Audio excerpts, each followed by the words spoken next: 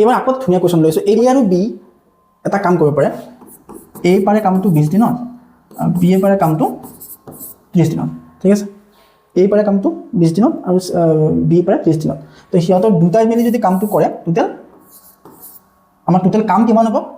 total কাম হ'ব 60 টা তো এটা এলচিএমটো উলিয়া 60 টা লগে লগে ইয়াৰ আমি এফিচিয়েন্সিটো উলালো যে এ এফিচিয়েন্সি কিমান হ'ব আৰু বি 2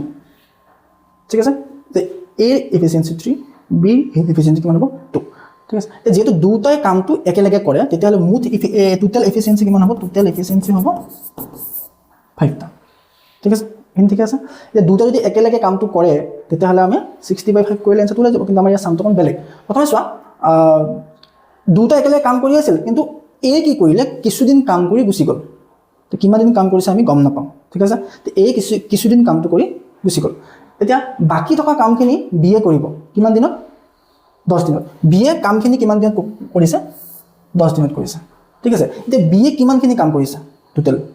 বি এ টোটেল কিমানখিনি কাম কৰিছে যে হিটো চাবৰ কাৰণে আমি টোটেল ওয়াৰ্কটো আমি উলালো ফৰ বিৰ কাৰণে টোটেল ওয়াৰ্ক কিমান হ'ব চাবা বিৰ এফিচিয়েন্সি কিমান আছে মানে বি এদিনত কিমানটা কাম কৰিব পাৰে দুটা তেতিয়াহ'লে 10 দিনত কিমানটা পাৰিব টোটেল হি 20টা কাম কৰিব পাৰিব 10 দিনত ঠিক আছে এতিয়া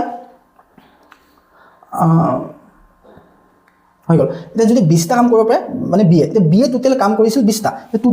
মুঠতে আকৌ কাম কিমানটা আছিল 60টা আছিল 20 মাইনাস কিমান কৰিব 40 এতিয়া আমাৰ বাকি কিমান 40টা কাম কোনে কৰিছিল এ কৰিছিল তে 40টা কাম যদি এ কৰিছিল তে কিমান দিনত কামটো কৰিছিল তে কিমান দিনত এই 40টা কাম এ কৰিছিল বাকি যি 40টা কাম বাকি আছিল মানে সেই 40টা কাম মানে